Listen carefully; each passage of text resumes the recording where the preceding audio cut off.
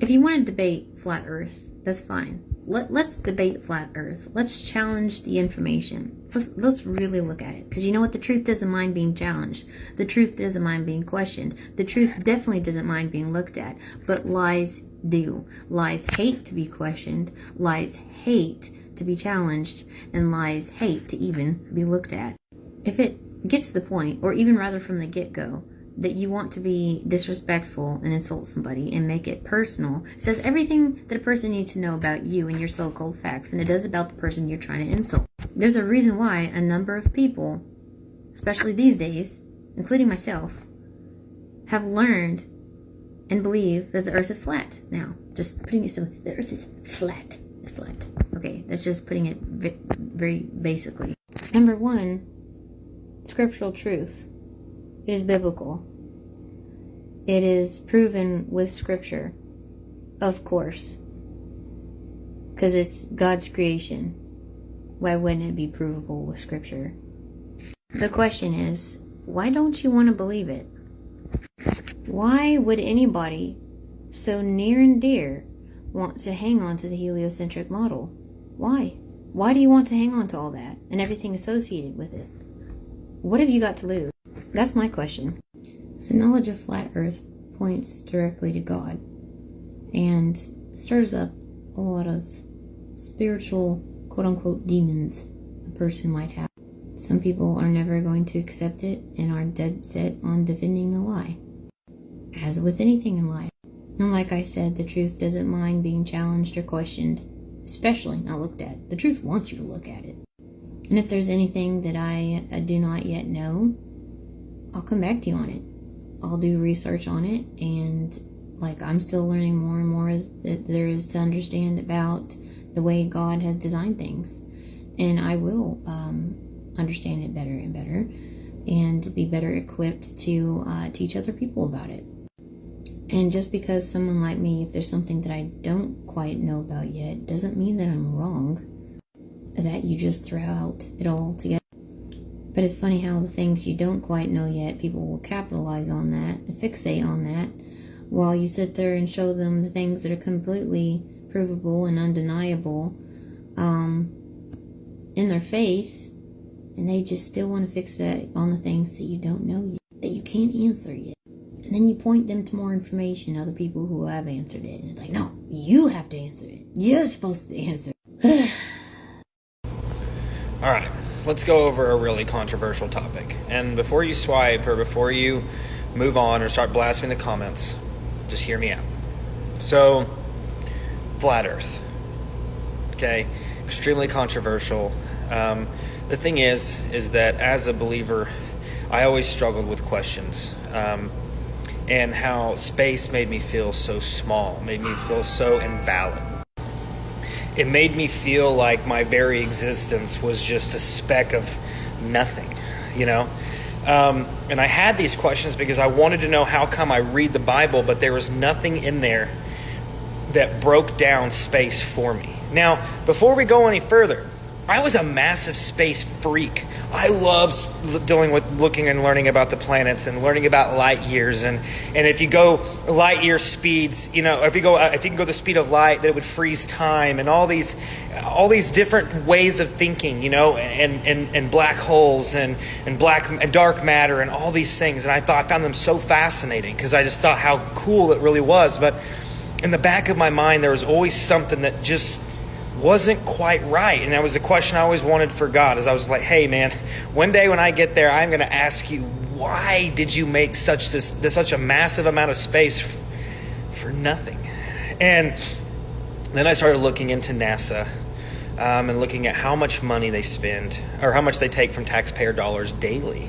And how if you just watch the movie Interstellar, how you feel like you're in space. And and that was just a basic film. What if you had $50 million a day in taxpayer money to do so? I know that sounds crazy.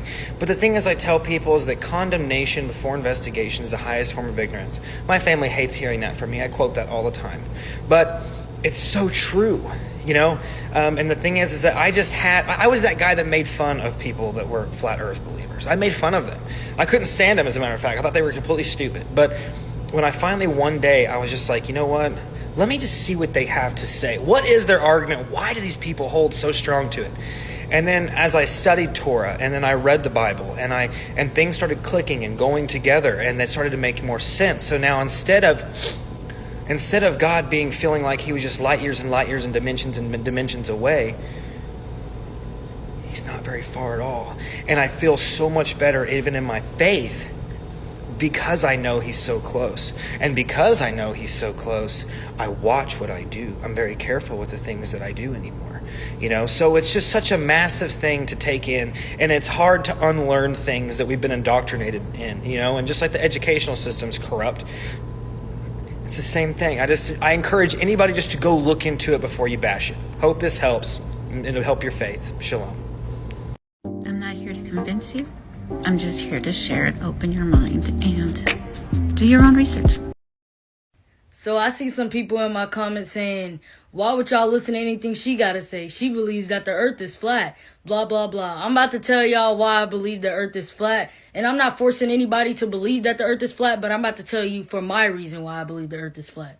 First off, God told Isaiah the difference between a ball and a circle when describing the earth. Yah said he created the earth as a circle and stretched it out. And after that, he put a tent over it to keep us from going outside of the firmament, as he sits on top of it using it as a footstool. This is how he describes the earth.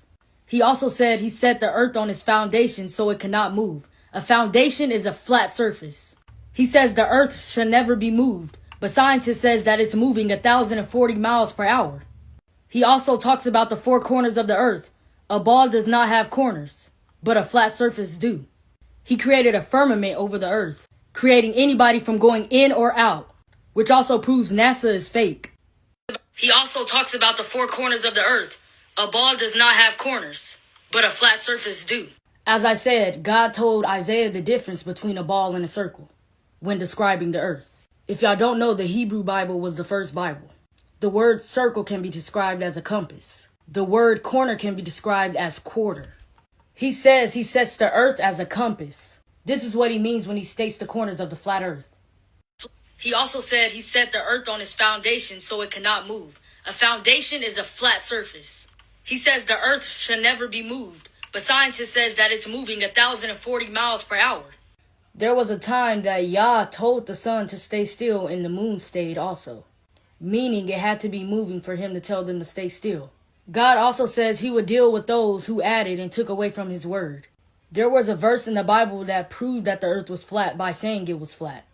But the New International and King James Version has added and took away from God's actual word. And for those who mock and laugh at my videos and duet, remember they mocked and laughed at Noah too when he built that ark. I can't believe I'm about to make this video. I've been teased and mocked for just my family believing in the flat earth, and I didn't even proclaim that I did. But here is scriptural evidence that the earth may be flat. 1 Chronicles 16:30. Tremble before him, all the earth. The world is firmly established, it cannot be moved. The world that NASA shows us is always spinning at however many miles per hour, and scripture says in 1 Chronicles that it cannot be moved. 1 Samuel 2:8. He raises the poor from the dust and lifts the needy from the ash heap. He seats them with princes and has them inherit a throne of honor, for the foundations of the earth are Yah's. On them he has set the world. Again, mentioning a foundation. Foundations are not supposed to move. They shouldn't be spinning at miles per hour. Isaiah 11. He will raise a banner for the nations and gather the exiles of Israel. He will assemble the scattered people of Judah from the four quarters of the earth. Now ask yourself, if the sphere that they show us, the globe, had four quarters, how does it have corners? I don't think a sphere or a globe can have corners. Job 26:10, he marks out the horizon on the face of the waters for a boundary between light and darkness. Job 28:24, for he views the ends of the earth and sees everything under the heaven. Ooh, I like this one. Now this isn't necessarily like evidence for a flat earth, but anyway. Psalm 75:3, when the earth and all its people quake, it is I who hold the pillars firm. Not me, but Yahweh. Again, it can never be moved. Psalms 104:5, he set the earth on its foundations, it can never be moved. Revelation 7:1, after I saw four angels standing at the four corners of the earth. Again, four corners. A sphere might not be able to have four corners. That doesn't make sense. It doesn't have angles. holding back the four winds of the earth to prevent any wind from blowing on the land, or on the sea, or any tree. Thanks for watching. This is exactly why I fuck with her page, because she doesn't care about y'all feelings, and she only says facts. So yeah, I believe that the earth is flat because God says he created a firmament that is unmovable and it doesn't move. If it doesn't move, then how the hell are we rotating 24/7? If it doesn't move, we're rotating. That doesn't make sense. And then he also said he created the sun, the moon, and stars. Okay, but what about the other planets that NASA said that they found? There's no other planets. God didn't say he made them. He would have said that he created all that. And then in the Bible, they also talk about four corners on the earth, about blocking winds on the four corners. There's four people on the corners of the earth, four angels on the four corners of the earth. For it to have corners, it would have to be flat. Think about that. For it to have corners, it would have to be flat. But yet we have a round earth. And if the earth was round, then how come when we're moving, we're slowly rotating, right? How come you don't see trees slowly bent to the side all the time? It's straight down. The earth is flat. Amazing Space Telescope image was actually a slice of chorizo. Why are so many who believe in the globe so angry?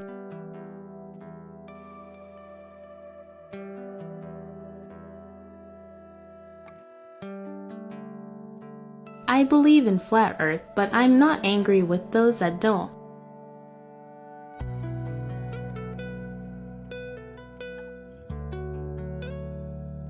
In my experience, those that scream the loudest stand on the shakiest ground.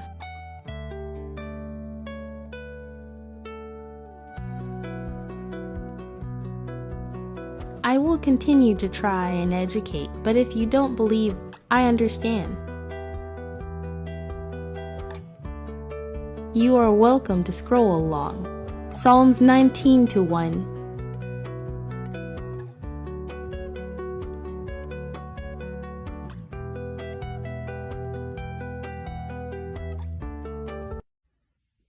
Real quick video and a suggestion. If you've never read this book or heard of this book, I suggest reading it. I believe it's a must read for anyone.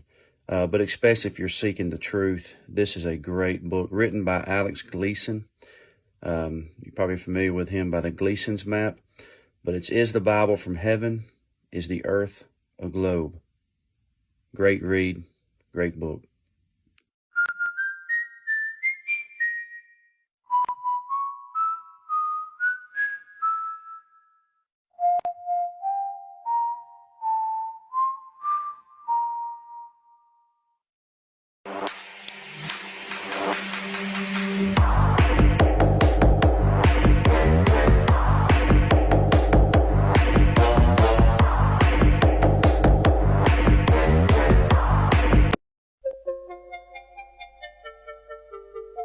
Butterfly in the sky, I can go twice as high. Take a look, it's in a book, a reading rainbow.